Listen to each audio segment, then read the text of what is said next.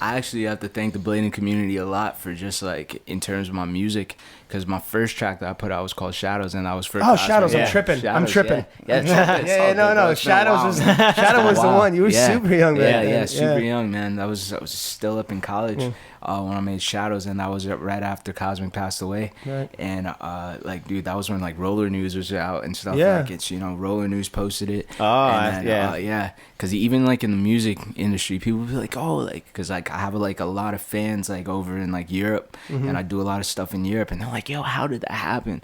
And I was like, honestly, bro, I thank the blading community for that shit. You think it like started it up? Because like there's a ton of support on Roller News. Of course. So when Roller News started, you already know like they have like the huge Europe following and everything. So like over there, it started like when I uploaded everything to YouTube, Roller News shared it. And like I don't know what was going on with the algorithm and whatnot, but it kind of just sent everything in that direction. So it just started trickling down from there. So it started Blade community that side, and then from there I looked at the analytics. It moved from France, and then it moved over Switzerland, Germany, What the hell? like those are like still to this day like my biggest markets. Wow. Damn. So it just started popping up over there on Yeah. like YouTube through that. Yeah. That's incredible. Yeah, man. That's really, really cool. Yep. That's awesome. That was one thing I was going to ask you too, because you always from what I see, you're always in Europe or Yeah. there a lot. I'm like, how does somebody in the music game get like big out there? I know a lot of musicians kind of get like that too. That they get big in other countries before like their own somehow. Yeah. But I guess the skating, that's crazy that it happened through skating. Yeah, and it was really interesting because like, at that time, because like my stuff started popping off, like I dropped Shadows in 2012, and then like 7 years ago. and then crazy. then State of Elevation and all those other stuff came like around like 2013, and that was kind of at a time when like, because you guys know like rap right now is like it's different, but at that point in time, in that little pocket, I like to call it, in that pocket, that was like a real time for like a resurgence of like people call it like the golden era sound. Yeah, totally. And so I kind of like definitely just, like, refreshing for sure. I was stoked. Yeah, man. Yeah. And like I wasn't even into like stuff like that, but like I love music, I love sound, and like those are the type of beats that like kind of just like captured me. And like it came back down to like, dude, like fucking skate videos. Yeah, like wow. like a lot of my musical knowledge and everything came down from like skate videos, bro. Like I learned about the fucking Clash from Brian Shima. I feel like I'm the same way too. In freaking Leading the Blind. Yeah. Like, you know what I mean? That's how. And to bring up freaking Cosmic, dude, like we used to cut class like first and second period, like every day. We'd either be watching freaking Leading the Blind and Ego. Those were our two. You would cut school and just watch skate videos? Dude, just cut Leading the Blind, Ego, and Subculture were the fucking vids that were like our vids, and then like opinions. Those were the fucking shits we had. And just rotating. You just got to rotation, man. And then when like Be Unique came through with man. We were fucking watching all those freestyle rolling and everything. Shout out Ramel. Yeah, all those guys, shout out what I'm Ramel, saying? totally. For real, man. Hell yeah. Yeah. That's sick. Yeah, man. So skating kind of like boosted you up through Shadows when that came out. It's at like over 1 million views now. Then how does State of Elevation get so popular? Because that one has like how many millions? That's like 8 million or something like that. 8 or something. That's big. Yeah, bro. I think like I don't know, man. Like. And here's the thing, like, and you're putting skating in these videos. Yeah, that's like something. you had, I think, that was sick. Gabe was in it, right? Yeah. Gabe was top Thorough Gabe. Yeah, shout out to Thorough. Yeah, yeah. It's bro. like that's something that like I think a lot of people who when they start like succeeding in another area, they try to like leave skating just on the back burner. But you don't do that. Yeah, like you don't hide from that. You like promote that. It's really there's a couple reasons for that. The first thing is that it comes back down to Cosmic. Cosmic was like my best friend growing up. I got him his first pair of aggressive skates. You know what I'm saying? Like I gave him my pair of TRS Alphas, took them off, took the skins off, put some Frankie skins on. Frankie had the freaking skins on there, and like Cosmic, when we were younger, he was rapping. Like he was, dude. Totally. I don't remember that. Doug.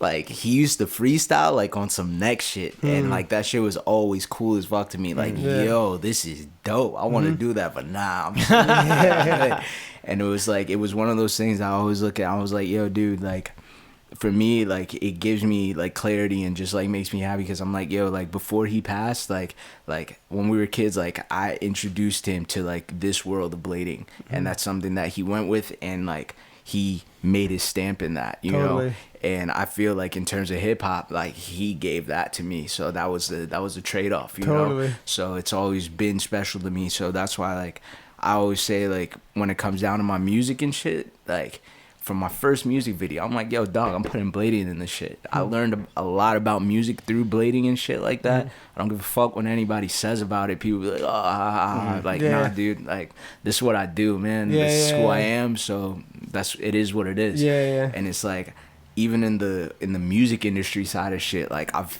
hit like barriers with that shit, and it's just like funny thing, like when I first, like this is like 2012 when Shadows first dropped.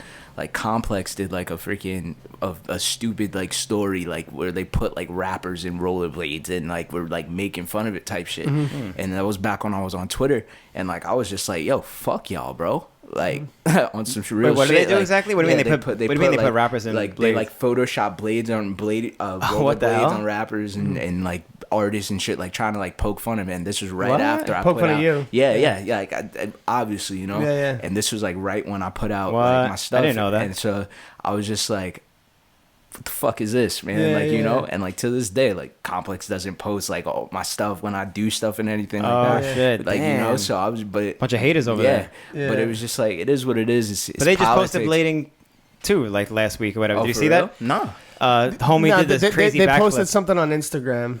Complex posted blading on their Instagram. It was like a backflip that was done by this French kid. And, Diaby? They posted it? They posted it. That's Complex posted it. That was progress. Maybe they'll start posting their shit again. We'll take you back, Complex. We'll take you back. Exactly. We'll take you back. You know. We're very forgiving. Exactly. We are. And it comes down to this, man. Like, and I always say it, and I've said it for a long time. If you stick with something and you're true to it, it don't matter what nobody says, because at some point somebody's gonna see that dedication and be like, all right, I need to take a look at this. Yeah, real person has to respect it. And nobody, I've never been in a situation or anything like that, bro, that I'll be like, yo, I'll be with friends and shit who don't blade or anything. I'll be like, yo, look at this, boom. Nobody could be like, oh, this ain't cool. Yeah. Nobody. If they see it in front of them live, it's the reaction is even better, because it's like, this shit is cool as shit. We can't jump off of our shits, bro. We can't bail, bro. And we do this shit.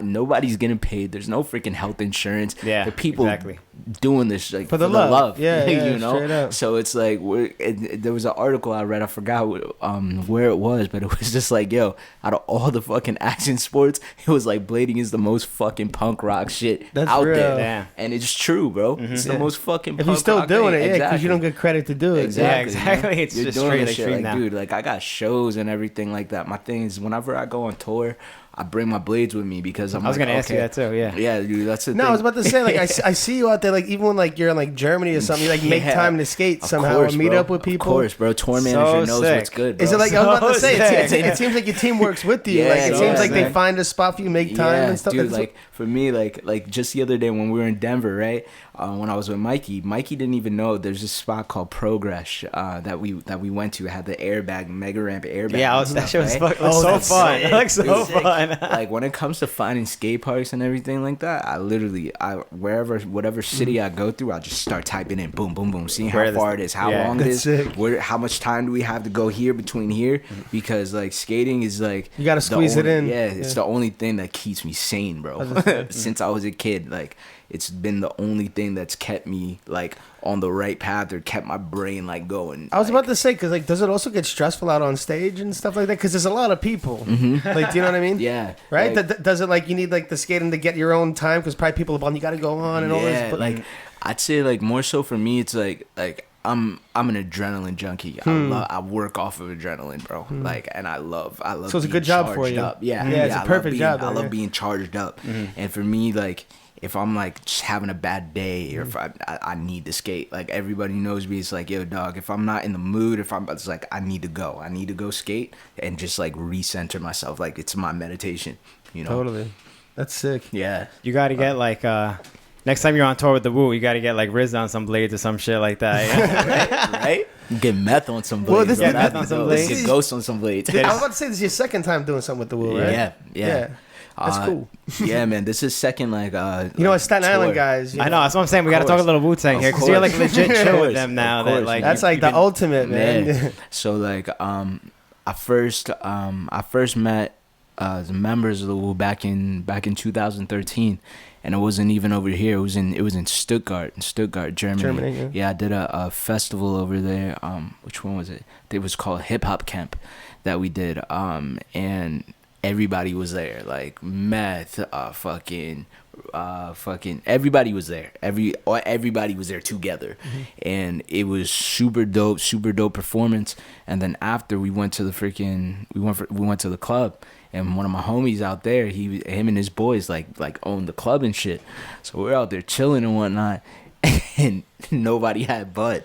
Like nobody had bud. RZA didn't have bud. Nobody had bud, right? And I was there. I had the sack, bro. No. So I was like, you're like, hey, whoa. So listen. So literally, bro. So we're upstairs chilling and stuff. My boy, he's spinning, he's DJing and stuff, and RZA's there chilling.